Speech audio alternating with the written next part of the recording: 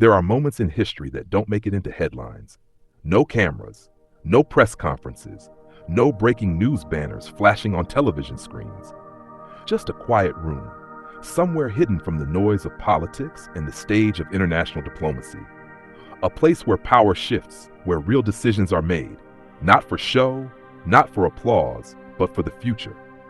This is one of those moments, a secret meeting that took place in silence but now echoes across a continent. What happened behind those closed doors is already reshaping Africa. And while you won't read about it in textbooks or see it in mainstream news, you will hear it here, raw, unfiltered, and from the heart. Picture the room. Thick, aged wooden walls, the kind that seemed to carry stories within them. The air was still, heavy with the weight of what was about to unfold. A long, polished table stretched down the middle, surrounded by chairs that had once seated colonial rulers and foreign diplomats. But this time, it was different. Around that table sat no puppets, no opportunists looking to curry favor with global powers. These were men and women molded by struggle, not privilege. Some were young, their eyes burning with the fire of revolution. Others carried the lines of history on their faces. Veterans of independence wars, former political prisoners, grassroots leaders who had survived regimes and betrayals. From across the continent they came, from the red dust of the Sahel, the busy streets of Lagos, the lakes of Uganda, and the rugged hills of Ethiopia. They didn't gather under flags. They didn't come representing ministries or party slogans. They came as Africans, bound by one shared truth. Their continent had been looted, divided, misled, and bled dry, not just by outsiders, but by the silence of their own leaders. That silence was about to end. Ibrahim Traoré sat near the far end of the table. The room didn't quiet down when he arrived. It was already silent, but his presence shifted the energy. He didn't speak right away. He rarely did in such settings. He listened. He observed. And in that quiet strength, you could feel the story of a man who had seen the cost of compromise, who had chosen to confront the systems others only dared criticize behind closed doors. Across from him sat a woman from South Africa who had once led student protests in Johannesburg.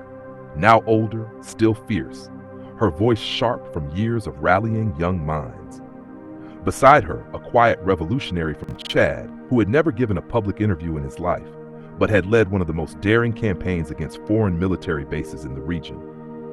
The first words spoken that day came from a Ghanaian economist, not a politician, not a banker, but a thinker who had spent decades decoding the financial traps laid out in post-colonial Africa.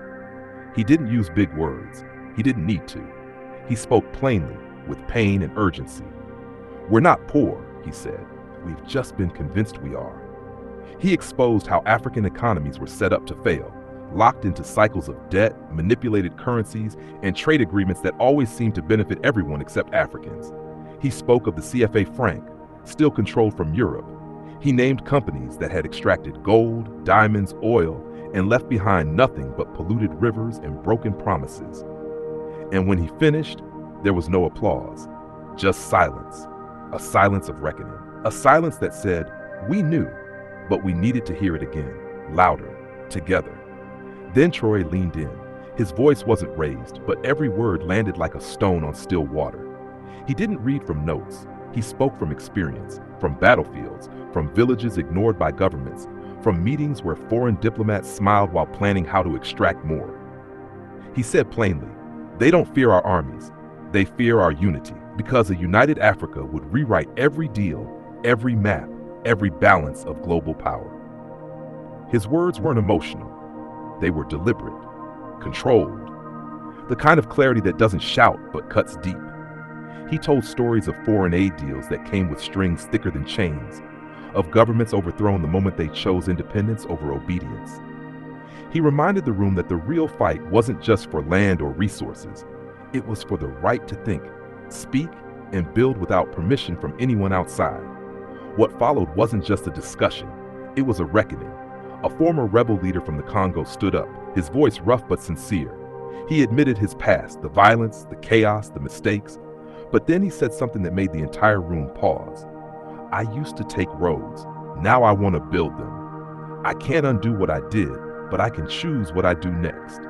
And just like that, the room shifted from ideology to accountability. from words to action. A Nigerian tech entrepreneur stood and offered to build secure digital platforms for African governments, free from Western surveillance.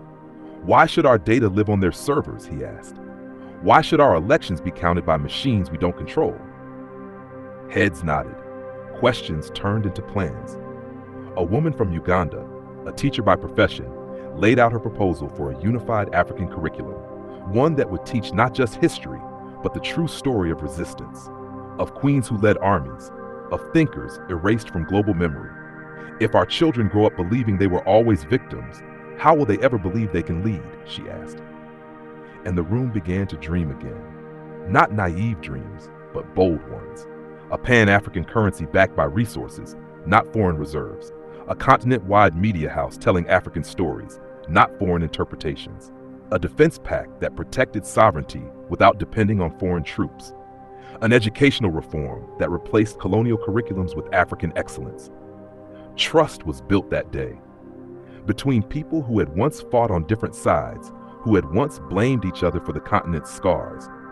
They didn't agree on everything, not even close, but they agreed on one thing. Africa could no longer afford to wait for someone else to fix it. It was theirs to fix, or to lose. No treaties were signed, no flags waved, but a vow was made, quiet, personal, and powerful, to return to their countries and act, to face the backlash, to endure the slander, to risk everything for a future their children could be proud of. Not because it was easy, but because it was necessary. And now you, the one watching, listening, reading this, you're not just a viewer. You're part of this story. You weren't in that room, but you are in this moment. The future of Africa won't be built by presidents alone. It will be built by the courage of everyday people. Students, workers, farmers, mothers, activists, dreamers. People like you. So don't stay silent. Silence is what allowed the chains to stay on for centuries. But now we speak. Now we act. Share this video. Drop a comment, subscribe. Not just for numbers, but to be part of a community that refuses to be quiet anymore. That secret meeting is over, but its work has only just begun. And now it continues with you.